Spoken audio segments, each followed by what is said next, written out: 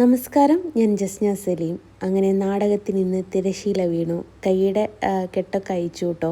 കെട്ട അയച്ചിട്ടില്ല, ഇനിയും അവർ കെട്ടണമെന്ന് പറഞ്ഞിട്ടുണ്ട്. നിങ്ങൾക്ക് കണ്ടാൽ തന്നെ അറിയാം, ഒരു ചെറിയൊരു ചുവപ്പ്, ഒരു പഴുപ്പല്ല, ഒരു ചുവപ്പ് കളറുണ്ട്. അപ്പോൾ ഇനിയും ഇത് കെട്ടിക്കണ്ട് നടക്കണം, ഇനിയും ഡ്രസ്സ് ചെയ്യണം എന്നൊക്കെ പറഞ്ഞിട്ടുണ്ടായി. അപ്പം ഞാൻ ഓക്കെ എന്ന് പറഞ്ഞ് അവിടുന്ന് പോന്നു. അവിടുന്ന് അവരൊരു കെട്ടൊക്കെ കെട്ടി തന്നു കേട്ടോ. വീട്ടിലെത്തി ഞാനത് അങ്ങ് അയച്ചാൽ കെട്ടി വെച്ചാൽ ശരിയാവില്ല, കുറച്ച് കാറ്റ് കൊണ്ടാൽ തന്നെ അതങ്ങ് റെഡിയാകൂ എന്ന് വിചാരിച്ചിട്ട് കുറേ ദിവസമായി. അതിൻ്റെ കൂടെ ബാൻഡേജ് കൂടി ഇട്ടിട്ട് എനിക്ക് വളരെ ഇറിറ്റേഷനുമായിരുന്നു. ബാൻഡേജ് ഇട്ടിട്ട് ചൊറിച്ചിലും ആയിരുന്നു. അങ്ങനെ എല്ലാം കൂടി ആയിട്ട് നിന്നതായിരുന്നു. സിസ്റ്റർക്ക് ആ സമയത്ത് ഞാൻ കെട്ടാൻ വെച്ച് കൊടുത്തു, അല്ലെ ആ സിസ്റ്റർ എന്നെ ദേഷ്യം പിടിക്കും. അങ്ങനെയാണ്. അതാ ഒരു മരുന്ന് ബെറ്റാഡിയനോ അത് തേക്കാൻ വേണ്ടിയിട്ട് തന്നിട്ടുണ്ട് കേട്ടോ. അത് തേക്കുന്നുണ്ട് എന്നല്ലാതെ വേറെ പ്രത്യേകിച്ച് ട്രീറ്റ്മെൻ്റ് ഒന്നും കൈക്ക് ഇപ്പം എടുക്കുന്നില്ലേ. അങ്ങനെ രാവിലെ പോയി കൈയൊക്കെ കെട്ടയച്ചു ഗൈസ്. അതിൻ്റെ ചെറിയൊരു വീഡിയോസ് ഞാൻ എടുത്ത് വെച്ചിട്ടുണ്ട്. ഇനി കൈ മുറിവില്ല എന്ന് പറഞ്ഞ് നടക്കുന്ന ചില ലവളുമാരുണ്ടാവും, അതിന് വേണ്ടിയിട്ട് മാത്രം. അപ്പോൾ കെട്ടൊക്കെ അയച്ചപ്പം ഭയങ്കര മിസ്സിങ്. മം ടു ബി അല്ല, മം ടു ഡാഡ്. അപ്പം ഞാൻ വിചാരിച്ചു വീട്ടിലേക്കൊന്ന് പോയി ഉമ്മാനെയും വാപ്പാനെയൊക്കെ ഒന്ന് കണ്ട് ചത്തില്ല എന്നൊക്കെ ഒന്ന് പറഞ്ഞ് ഒന്ന് തിരിച്ചു വരാമെന്ന് കരുതി. അപ്പം അതിനു വേണ്ടി പോകാൻ നോക്കുകയാണ്. കുളിച്ച് കഴിഞ്ഞപ്പോൾ എനിക്ക് എന്തോ കൈ കഴിച്ചപ്പോൾ ആ ഒരു പെയിൻ ഉണ്ടല്ലോ, അതായിരിക്കാം മേ ബി.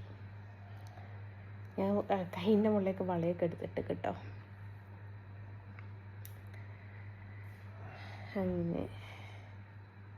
അങ്ങനെയാണ് സംഭവങ്ങളൊക്കെ. ഏതായാലും വീട്ടിലോട്ടൊന്ന് പോവുകയാണ്. അതിൻ്റെ വിശേഷങ്ങളാണ്. പോകുന്ന വഴിക്ക് അമ്മനെ ഒന്ന് കാണണം. കുളിച്ച് അപ്പാടക്ക് ഇറങ്ങി ലിപ്സ്റ്റിക്കും തേച്ച്. ഞാൻ പറഞ്ഞില്ല, എൻ്റെ ഫ്രണ്ട് എനിക്ക് 2 ലിപ്സ്റ്റിക്ക് ഫ്രീ ആയിട്ട് തന്നതുകൊണ്ട് അത് തീർത്താലേ ഞാൻ അടങ്ങുള്ളൂ എന്നുള്ള വാശിയുള്ളത് കൊണ്ടും ഞാൻ തേക്കി. അങ്ങനെ എന്നാ പോവാ, ഞങ്ങൾ പോയിട്ട് വരാം കേട്ടോ. ബാക്കിയൊക്കെ അവിടെ എത്തിയിട്ട് കാണാവേ. അങ്ങനെ വീട്ടിൽ നിന്ന് ഇറങ്ങിയിട്ടുണ്ട്. ഇന്നലത്തെ ഗോൾഡ് മമ്മിക്ക് കൊടുക്കാൻ. നോട്ട് മൈ മമ്മി, ഈ മമ്മി, ഇവരുടെ മമ്മിക്ക്, ഇദ്ദേഹത്തിന്റെ മമ്മിക്ക് കൊടുക്കാൻ വേണ്ടിയിട്ട്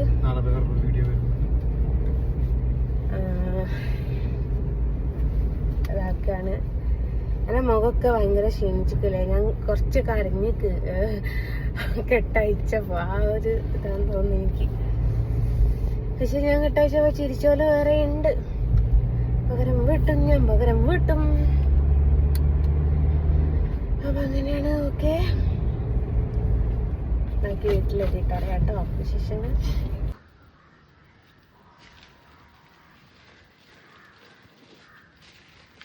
This is egg.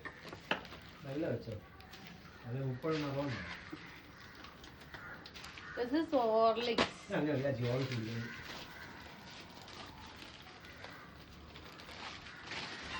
അതെന്താ പുറത്ത് താഴെ No.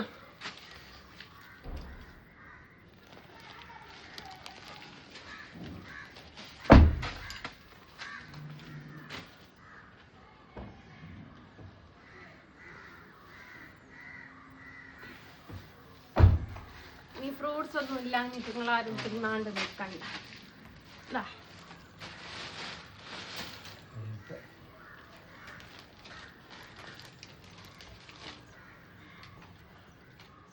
ഇത് പിടിച്ച എനിക്ക് ഒറ്റക്കുള്ളതാ.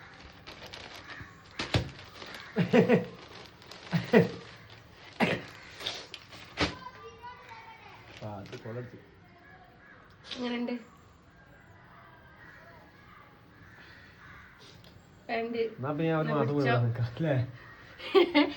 അതൊക്കെ ഇതൊക്കെ അറിഞ്ഞിട്ടേ ഞാൻ ഇവിടെ എടുക്കുള്ളൂ ഉറപ്പിച്ചതാണ്.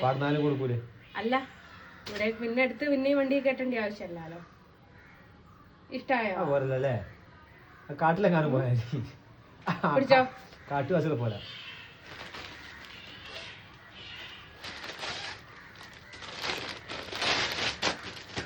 എനിക്കുണ്ടായിരുന്നു പള്ള.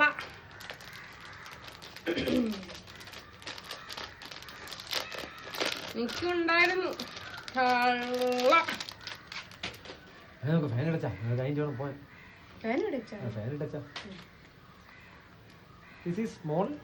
ഇതൊന്ന് ഇട്ട് നോക്കണ്ടി നമുക്ക് പറ്റുമോ? ഇപ്പൊ തന്നെ ഇട്ടോ പോകുന്ന അത് പാൻറ്റിന്റെ കുഴപ്പമുണ്ടാവില്ല.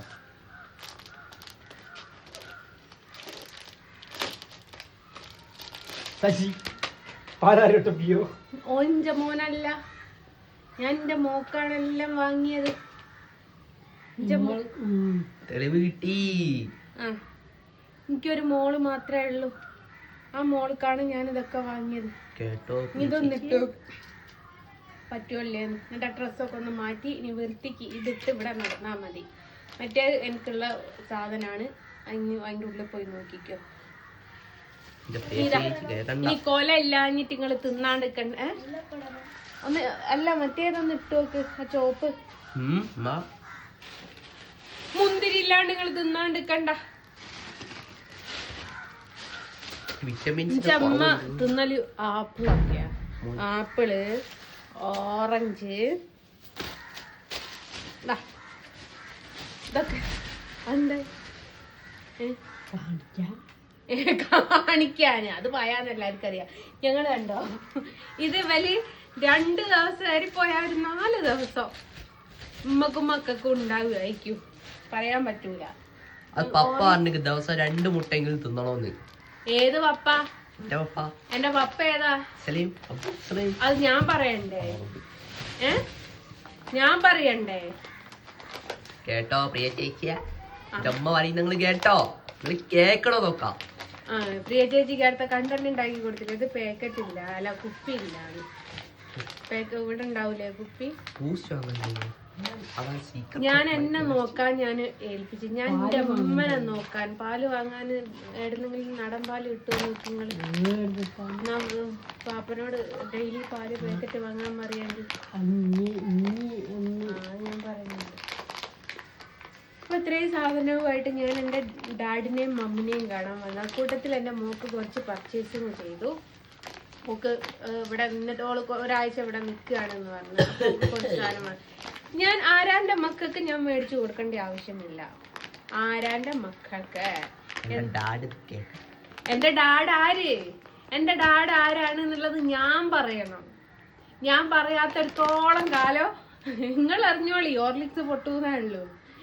എനിക്ക് ഡാഡില്ല. ഇനി ഡാഡില്ലാണ്ട് ജനിച്ചതാ.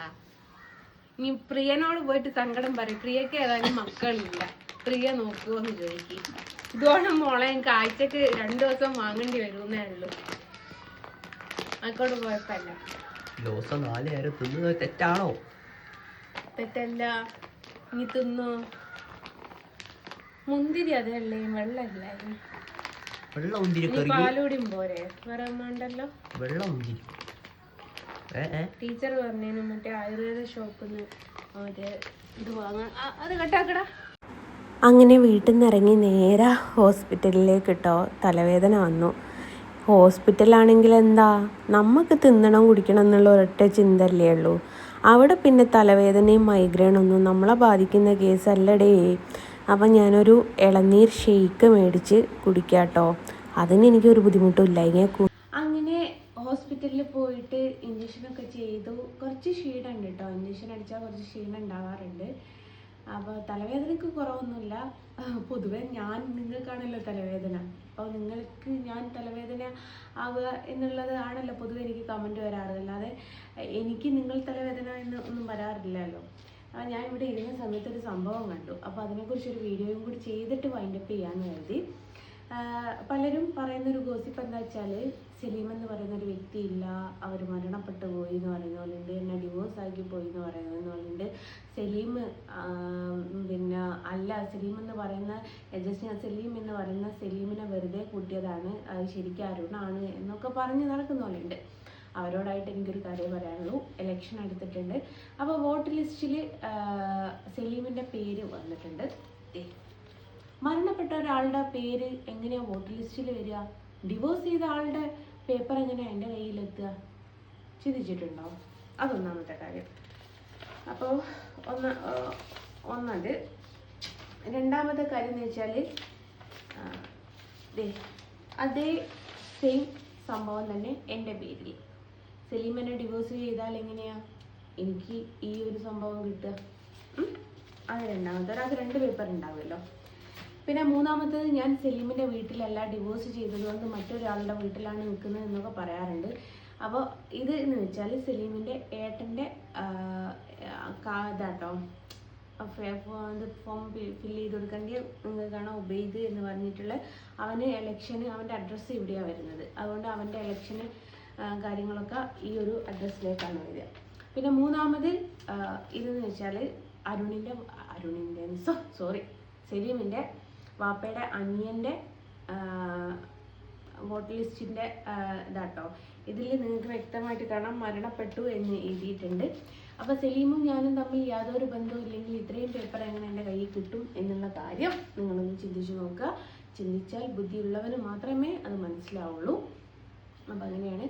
അപ്പോൾ ഹോസ്പിറ്റലിലൊക്കെ പോയിട്ട് റിക്കവറായിട്ട് വരുന്നുണ്ട്. കുഴപ്പമൊന്നുമില്ല, ചത്തിട്ടില്ല. കയ്യിനെ കെട്ടൊക്കെ കഴിച്ച് ഞാൻ വളയൊക്കെ ഇട്ടിട്ടുണ്ട് കേട്ടോ. വള അതിൻ്റെ മുകളിൽ കുടുങ്ങി കിടന്നിട്ട് നല്ല വേദന. എപ്പോൾ അയച്ചാളല്ല, ഞാൻ പുറത്ത് പോകുന്നത് കൊണ്ട് മാത്രം എടുത്തിട്ടതാണ്. അപ്പോൾ അങ്ങനെയാണ് ഇന്നത്തെ ഈ ഒരു ചെറിയൊരു കുട്ടി വ്ളോഗ് എന്ന് പറയുന്നത്. അപ്പോൾ എല്ലാവർക്കും ഇഷ്ടമായെങ്കിൽ like and share and comment എന്ന് ഞാൻ പറയും. കമൻറ്റ് എന്തിനാണ് എന്ന് ചോദിച്ചാൽ എന്തിനാണ് നിങ്ങൾക്ക് ആർക്കെങ്കിലും കമൻറ്റിന് മറുപടി കിട്ടണം എന്നുണ്ടെങ്കിൽ നേരെ കമൻറ്റ് ഇട്ടോളൂ, മറുപടി തരാൻ ഞാൻ തയ്യാറാണ്.